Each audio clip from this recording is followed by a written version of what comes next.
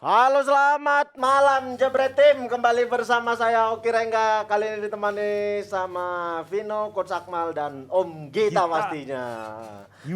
Kita masih di euforia Piala AFF. Timnas yang berhasil lolos ke babak final. Walaupun di leg pertama disikat sama Thailand, tapi di leg kedua ada perubahan yang membuat kita kasih perlawanan terus, ngasih sedikit secercah harapan untuk timnas Indonesia dapat yang poin Gi. Apa yang penting dapat poin. bener untuk timnasnya lebih baik nanti ke Meski depannya. nggak juara tapi banyak yang happy. Banyak yang happy karena kalau dari aku pribadi juara tuh bonus. Iya. Terutama mau kasih tahu untuk Save Sali, bahwasanya tim yang kau rendahkan kami sampai ke final. Panggil ke sini Sali-Salinya. Dia lagi umroh, Om. Dia lagi umroh. Saya ngikutin dia gara-gara kemarin itu, saya ikutin terus dia. Sekarang dia umroh. Sebelum umroh dia udah minta maaf kalau ada salah-salah kata. Enggak. Berarti udah klarifikasi ya? Dia sudah klarifikasi, dia minta maaf segala macam. Stalking berarti dia. Kemana Stalking lah? lu berarti ya. Aku nih bukan tak mau maafkan kau nih, tapi aku masih ada sakit hati nih.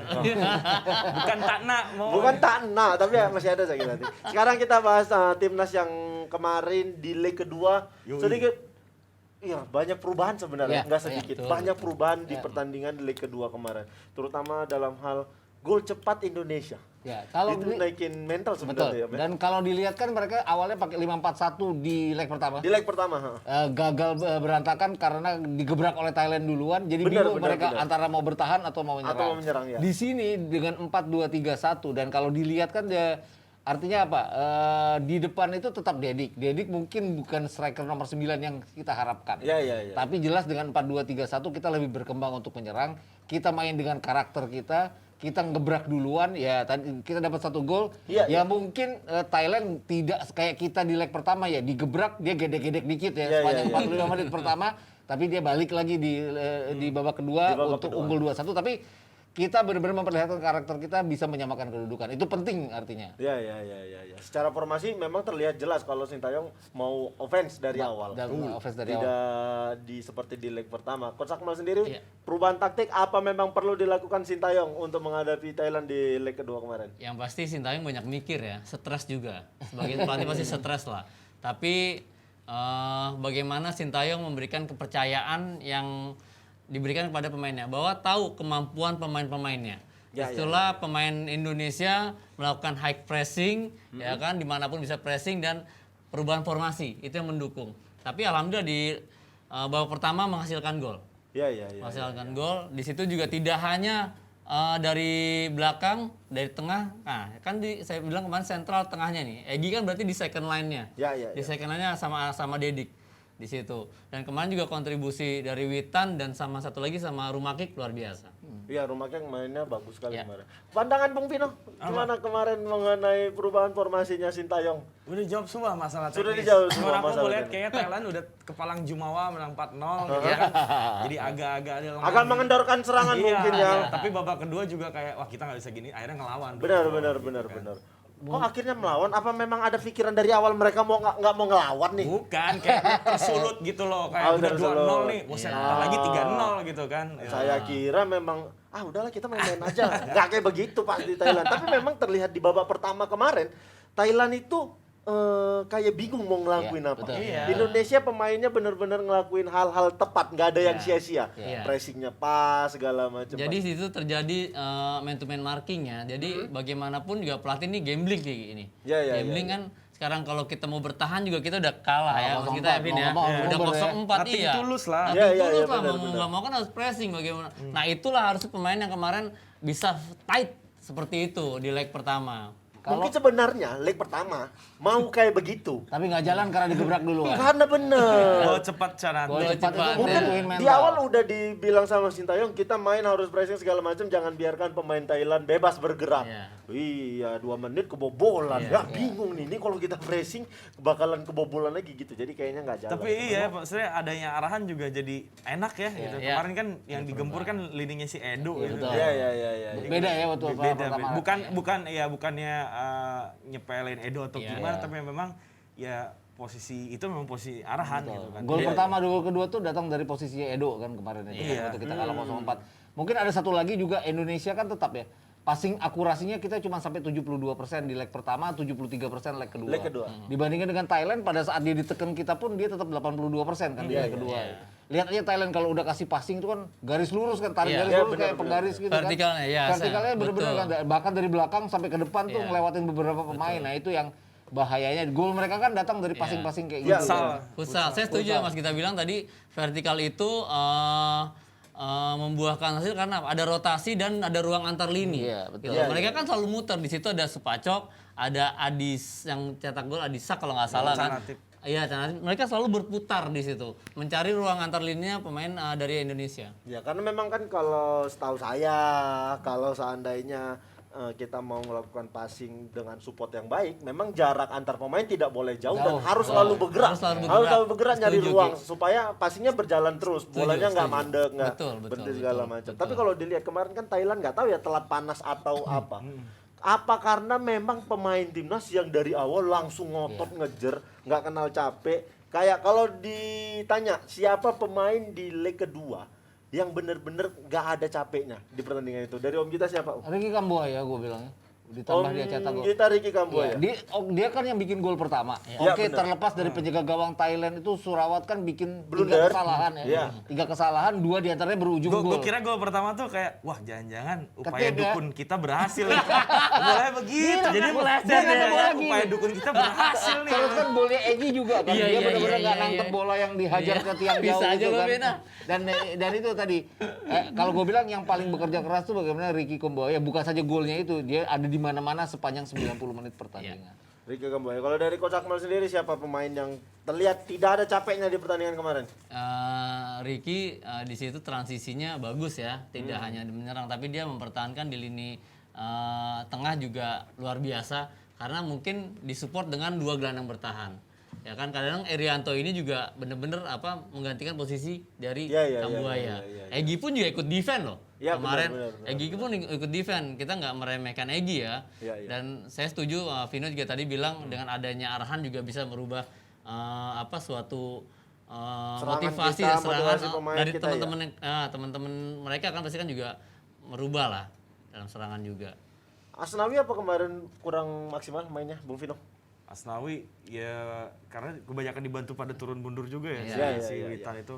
Sebenarnya kalau dibilang maksimal sih mungkin nggak sekontributif kayak laga-laga sebelumnya gitu Ketika lawan Malaysia, ketika lawan Singapura. atau lawan Singapura. Cuman ya itu dia yang paling capek ya pasti sepakat Ricky Kambuaya karena dinobatkan player of the match. Tapi gue juga mau bilang ya Nadeo juga paling capek.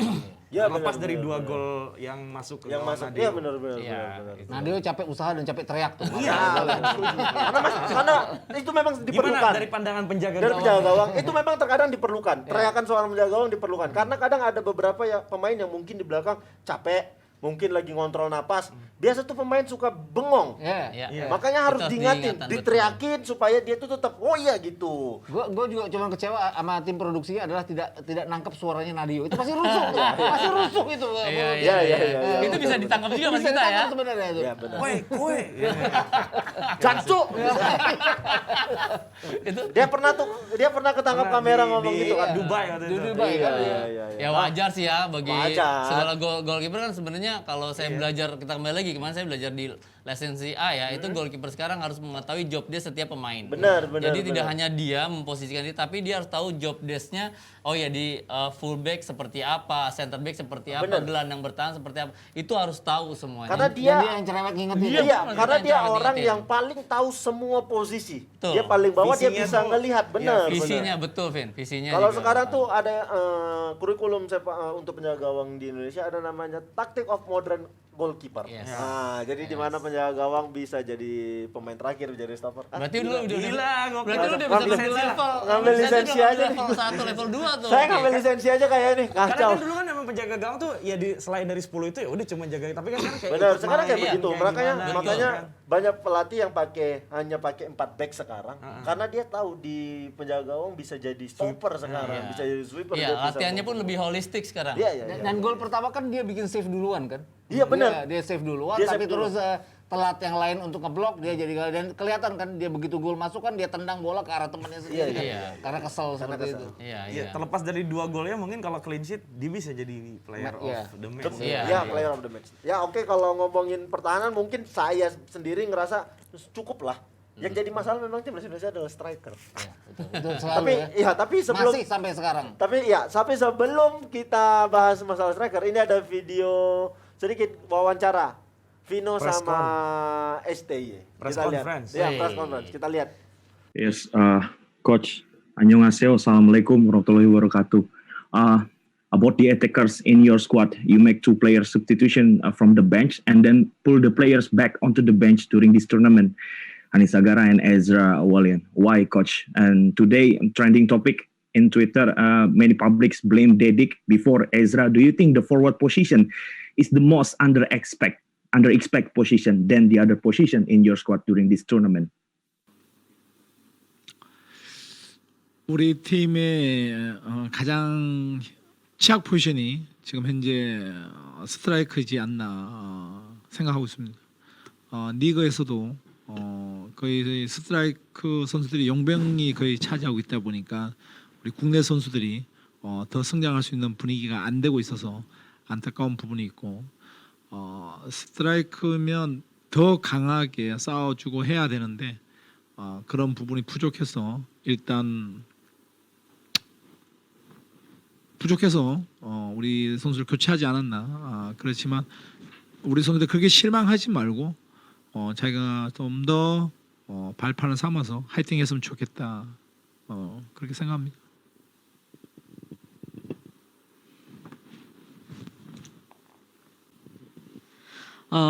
Di tim kami memang posisi yang paling lemah itu striker.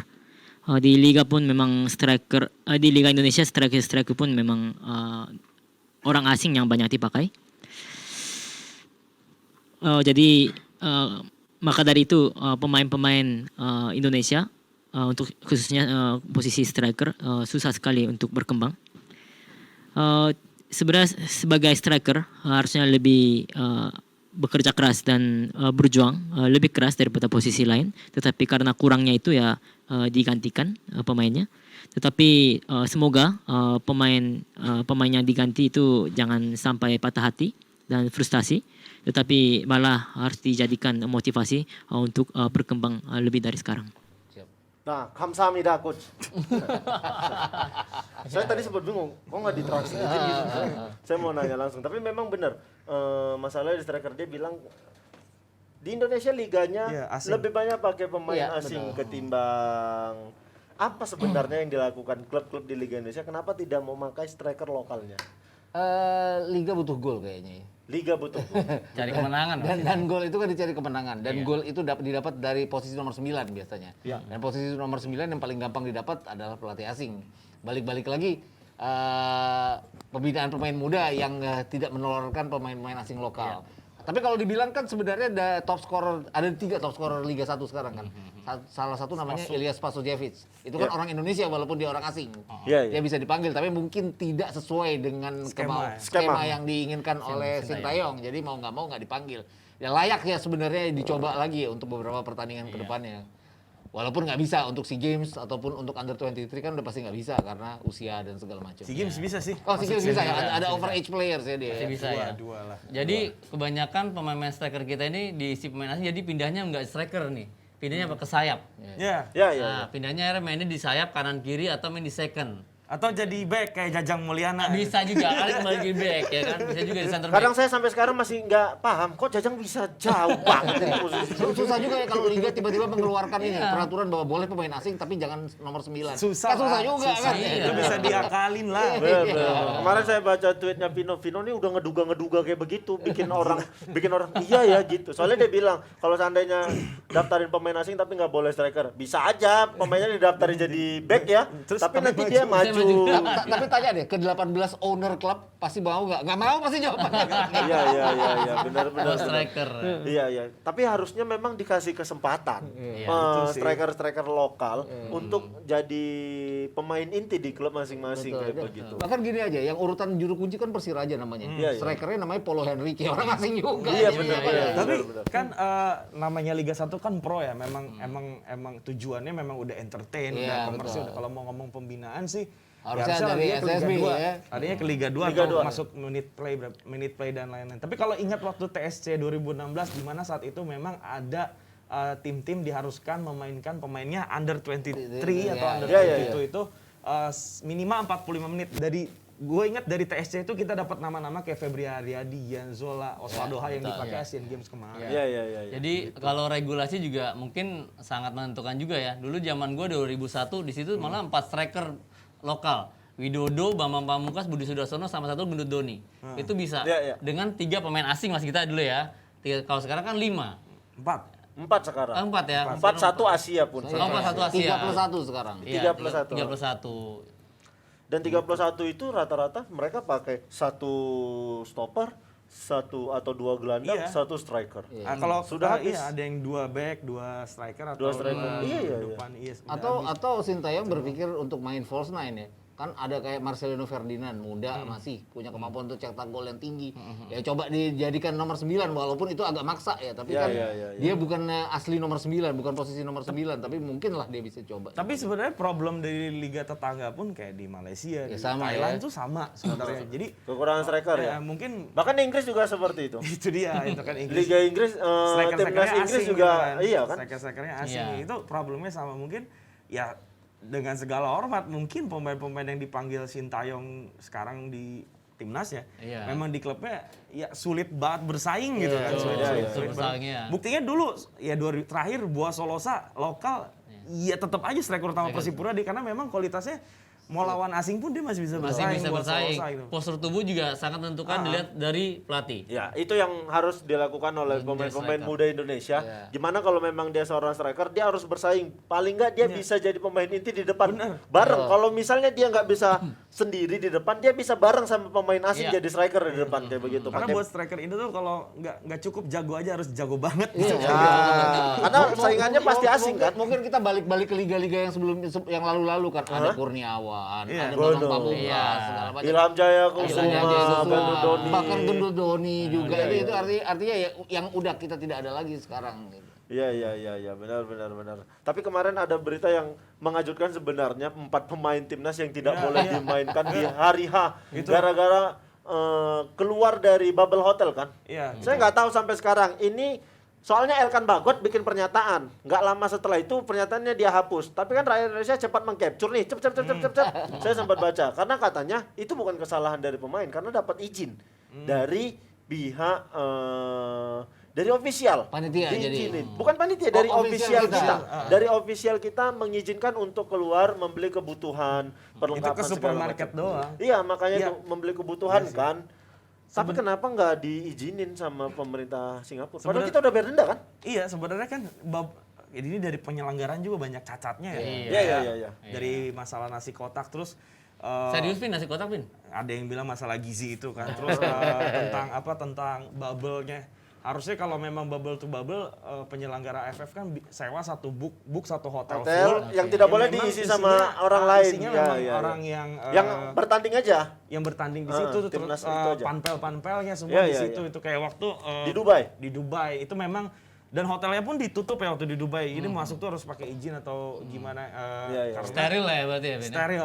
steril banget lah gitu. Terus nah kan kalau ini kan Sintayong, gue juga kaget dengar press conference Sintayong kemarin bagaimana di lantai berapa ada pesta pernikahan, terus ada yang mabuk-mabukan, ada yang gimana. Satu itu kan hotel sama pemain. Iya satu hotel sama pemain itu bisa gabung. Sebenarnya dari penyelenggaraan AFF ini kan ya harusnya melihat ke sisi itu juga gitu, terlepas dari memang ya kalau pemain kan namanya manusia jenuh pasti keluar walaupun memang akan bagut salah, tapi kan Kalau Iya, memang ditempatkan di bubble yang memang benar-benar bubble, hal itu nggak akan terjadi itu. Elkan Bagot keluar ke 7-Eleven beli itu yang dibeli keperluan sehari-hari loh. Iya. Sebenarnya ada di hotel ya harusnya. ya, Harusnya kalau- ada di hotel, harusnya disediakan di hotel. Dan Jadi dan mungkin yang anehnya adalah itu kan terjadi di tanggal 23 ya. Iya. Mereka baru ketangkep baru keputusan pengumuman itu di tanggal 31 ya. Sedangkan Iya, benar, mereka benar. udah main di tanggal 25 dan 29 boleh. Itu tadi balik-balik lagi kayak Elkan Bagot yang pertama kan.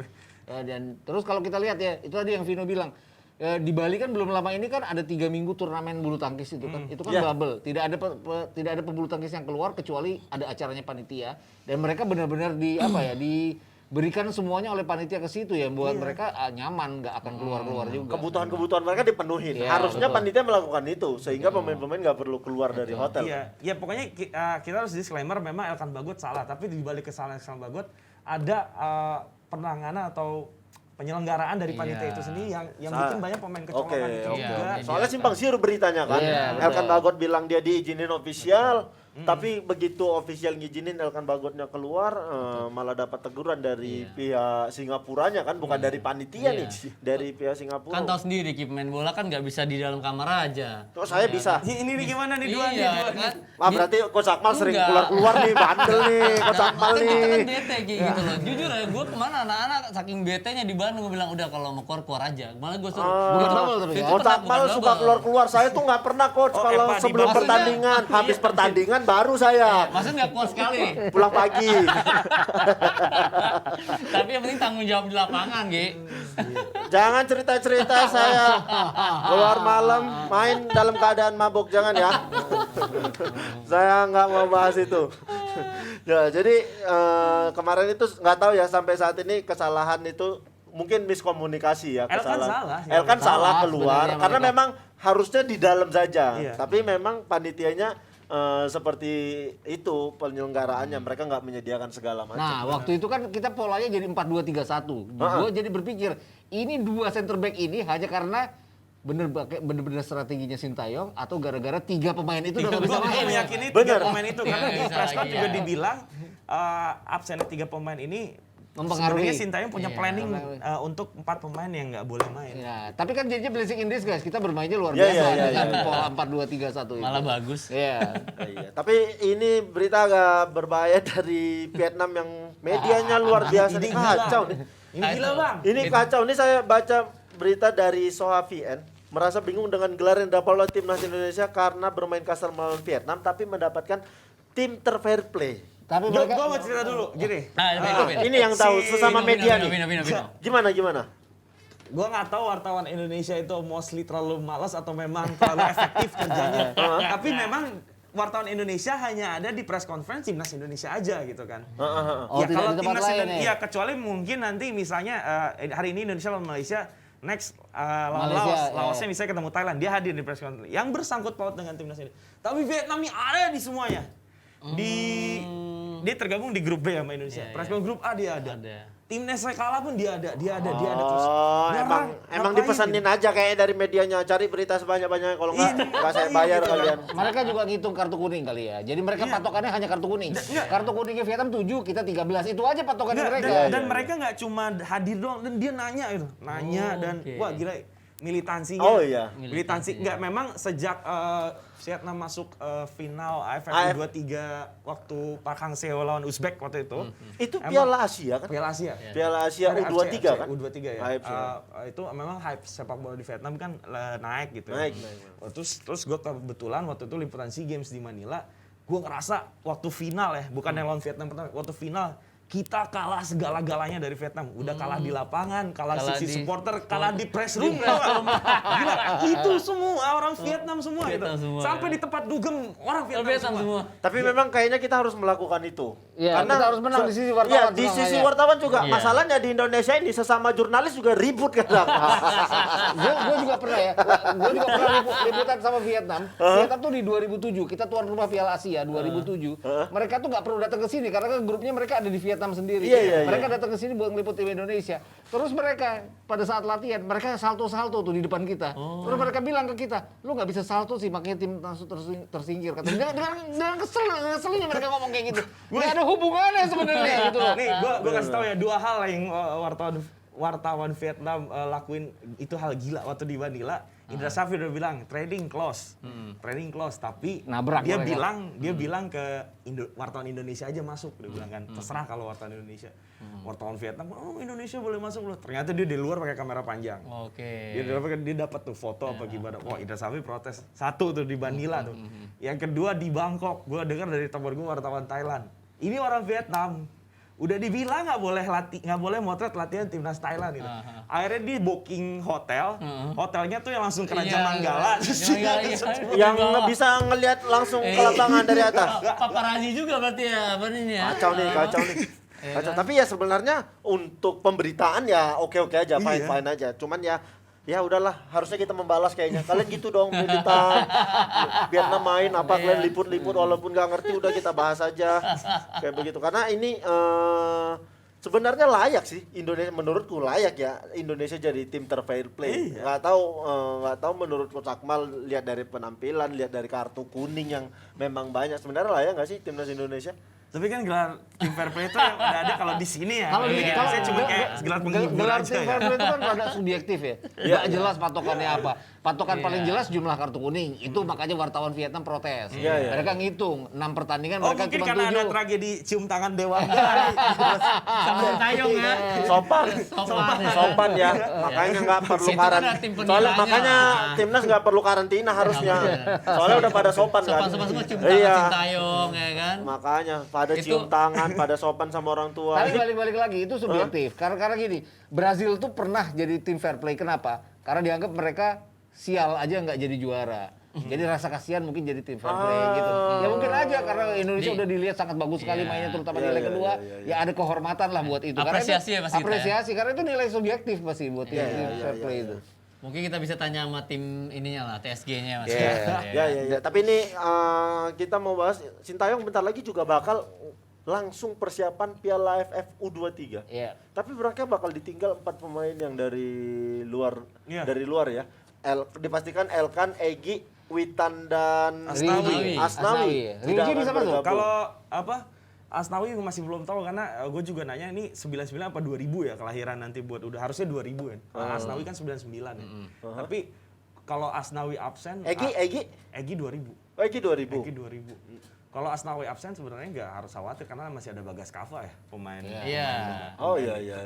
Top apa young playernya Liga 1 kemarin. Satu ya, ya. bisa. Karena juga Sintayong bilang dia nggak terlalu khawatir dengan kehilangan 4 orang ini kayak begitu. Ya lawannya kan juga kualitasnya juga under pasti kan age group dan Sama U23, maksudnya tuh nggak ada senior lah, pokoknya Iya, sama-samanya U23. Ya, sebaya lah. Makanya kan kita kan kayak di AFF senior ini sebenarnya ini adalah timnas U23 yang upgrade. Iya, betul. Itu kan betul. upgrade sebenarnya bisa Karena ada bersaing. sekitar 12 pemain yang kemarin yang bisa main untuk timnas U23 ini. Ini yang saya maksud, wah kayak begini nih persiapan satu tim tapi bisa untuk beberapa timnas.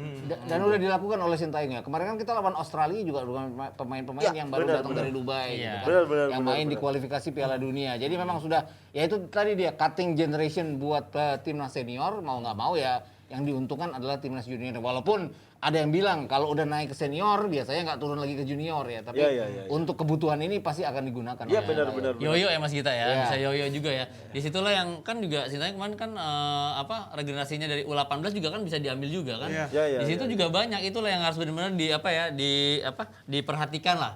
Ya kan, saya yakin lah Sintayong juga punya program jangka panjang lah. Iya. Arhan juga kemarin masih bisa jadi tulang Bisa, punggung nih bisa. Iya. di timnas U23 juga. Dia berapa? Dia kelahiran berapa sih Arhan? 2001. Dia 2001 dia. Dia 2001 malah. Alfeandra Dewangga tahun 2000 Pokoknya jadi masih bisa ada juga. kipernya dua Riyandi Iya, sama Riyandi sama Hernando masih Hernando, bisa iya. masuk. Tapi Riyandi kemarin sama Hernando. Arhan jadi best young player tuh kayak wah ini bonus Iya. tambahan lagi. Iya. Indonesia draw di pertandingan terakhir, Arhan jadi Pantas Ki kalau menurut gua Ki. Pantas ya. Pantas menurut gua pantas. Pantas, benar, Arhan benar. main konsisten ya kan.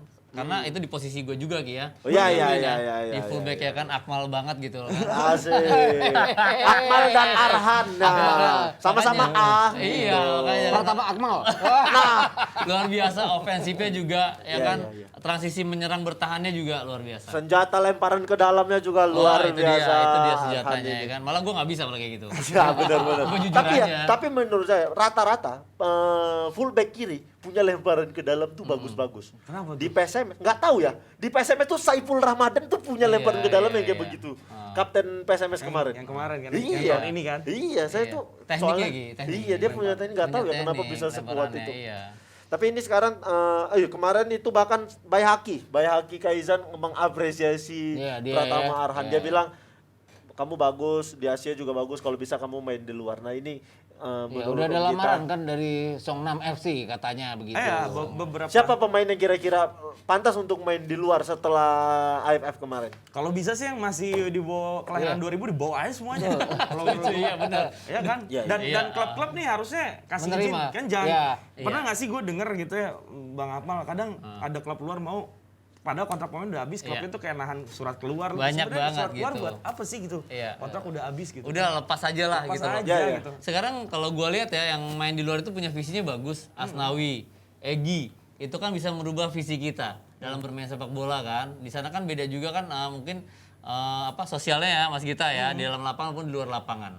Seperti itu. Kenapa mereka nggak bisa lepas aja lah untuk main di luar? Biar punya mental Iya, bagus setuju, juga. setuju. Kalau Kalau Om Gita, Pratama, Alfeandra Dewangga itu harusnya kalau dilirik dan dia harus dilepas ya. Bukan harus. Kambuaya? Bang Yoyo Sukawi please dengerin kita. Kalau Kambuaya sendiri? Kambuaya bagus, tapi bagus. maksudnya dengan usianya udah Nah, 25 iya.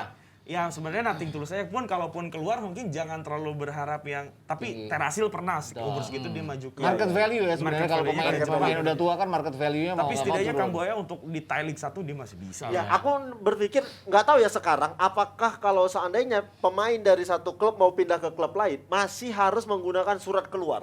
Itu. Nggak tahu sekarang. Karena Nggak tahu ya sekarang regulasinya ya. Karena kejadiannya pernah nih ada pemain kontrak habis katakanlah bulan Oktober. Tiba-tiba ada klub baru yang mau dia. Lah kontrak lu kan udah habis. Udah habis. Makanya. Iya kan terus nggak enak Bang pakai Iya. surat keluar. Diancamnya itu. Nah itu dia yang jadi masalah sekarang apakah memang harus masih menggunakan surat keluar untuk mendaftarkan di kompetisi berikutnya? dia. Karena Kalau menurut saya kontrak hangus kan? kontrak sudah Kalau kuat. dulu Gi, itu yang profesional aja. Setahu gua ya, yang pro itu seperti itu. Mungkin Liga 1, Liga 2 seperti itu pro. Tapi yang amatir masih pakai surat keluar. Ya, Kalau ya, pro, ya. karena tadi bilang Vino, kontrak udah habis di Oktober, setelah itu ya mereka bebas. Mereka bebas. Kalau mau tidak kemana. ada perpanjangan kontrak Betul. mereka bebas. Kecuali mau main. situ mungkin ada prakontrak. Mereka juga harus ibaratnya transfer lagi, bicara lagi kepada Ya, ya, klub. ya. Tapi banyak yang diancam Bang kayak nggak akan dikasih surat keluarnya yang kayak Itu gitu. itu dari dulu seperti itu, Vin. Ya, benar. Aku tuh gitu. sempat mengalami hal itu. Iya, gimana? Ketika mau pindah Merasa klub. udah habis kan kontrak? Iya, kontrak udah habis, mau pindah klub terus dibilang surat keluar gimana? Itu biasanya untuk mempermudah mendapatkan surat keluar, membayar. Iya. Kacau sekali. Kacau sekali. Udahlah kompetisi nggak ada. Kompensasinya harus lagi harus ada membayar. Ki, ya, kompensasinya ya. Iya, makanya itu. Jadi bener kan cerita-cerita pemain tuh yang udah model tiba-tiba diganggu sama klub lamanya surat Keluar. ditahan. Benar. Ada itu Persoalannya pengalaman juga adalah liga kita kan aneh kontraknya ya 1 tahun. Dan sekarang tuh nggak jelas Desember ini kelar ataukah April nanti ya setelah kompetisi kelar. ada kelar. yang Nah, hitungannya 1 tahun kalender kah apa 1 tahun kompetisi? Apa Iya, kompetisi? iya. Iya, iya. Tuh kan. Tapi sekarang kita balik bahas kansnya timnas U23 yang bakal main di Piala AFF. Satu grupnya bakal ada Malaysia, Laos, dan Myanmar. Kira-kira peluang untuk lolos dari fase grup aja. Harus juara grup kan kalau ini kan. juara. Nggak boleh runner up. Oh, ini Runner harus- up terbaik. Runner-up terbaik. terbaik. Setiap juara grup nanti satu lagi dari Runner runner up up terbaik. Dan ngarepin runner Emang up ada terbaik. berapa grup? Karena Ada 3 tiga, grup. karena proporsinya nggak rata ya. Nggak Ada yang rata. 3, ada yang 4, Empat ada yang ya. 4. Oh gitu. Jadi ini benar-benar hanya juara grup yang lolos sudah pasti Oh, juara grup kita ya? sama satu Oke. runner up terbaik. Tapi kalau gue lihat dengan komposisi lawannya Malaysia, terus Myanmar dan Laos, peluangnya tetap terbuka ya. Ini kan age turnamen ya. Artinya kualitas pemain kita kan kualitas timnas sekarang, senior timnas. Tidak Malaysia juga enggak. Terus kalau dilihat kan kemarin rata-rata pemain kita 23 tahun. Iya, mayoritas yang, Mas, ya. yang lain-lain itu kan 27 28 tahun. Artinya nggak banyak yang bisa digunakan oleh Malaysia, Myanmar maupun Laos untuk main di Untuk under main di 23 juga. Iya. Safawi juga kayaknya nggak main nih. Tapi kalau untuk jadi juara grup dengan lihat skuad yang kemarin main di timnas senior Harusnya kayaknya bisa. harusnya bisa. Optimis lah kan. Terlepas 4 pemain itu nggak dipanggil ya nanti. Iya, iya, Egy iya, dan kawan-kawan. Mereka gitu. juga udah punya bekal juga ya Ki ya. Iya, iya, Dari iya, iya. Piala AFF sekarang lah pasti mereka punya percaya diri yang tinggi. Dan kalau bisa kepercayaan diri itu jangan terlalu berlebih. Oh iya. Karena Jangan over over. percaya diri itu Cuma bisa kan jadi yang, bumerang. yang jadi perdebatan kan muncul lagi ketum memaksa untuk memanggil lagi Akan atau Egy itu Maulana itu Fikri. saya Gue melihat ada dua perspektif Bang Oki. Antara memang ya udahlah U23 biarin aja pemainnya main di klub masing-masing, Iya, atau iya. memang Ketum nih adalah ketua yang sangat baik, punya jiwa ingin juara timnasnya gitu. Hari kita harus juara, harus menghargai turnamen sekecil apapun gitu. benar. Tapi menurut saya maksudnya budaya melobi, budaya minta izin, udahlah nggak usah lagi. Kalau memang klub udah bilang nggak ngizinin, sudah. Karena bukan gitu. kalender FIFA juga. Iya, bukan kalender FIFA juga. Tapi nggak tahu lah ya gimana nanti, apakah mereka tetap bisa main di kompetisi U23 dengan lobby-lobby atau mereka nggak bakal main. Soalnya masih banyak juga pemain-pemain muda yang Ya, betul. Bagus Bagas itu, bahkan nggak tahu ya tim-tim yang dari yang lagi Persebaya Garuda juga ada kan, ada Beckham Putra Garuda masih bisa. Garuda Select juga masih Rizky. Marcelino Ferdinand Marcelino, masih bisa. benar. Kita lihat nanti gimana siapa terjang Sintayong dengan timnas U23 ini, kita bakal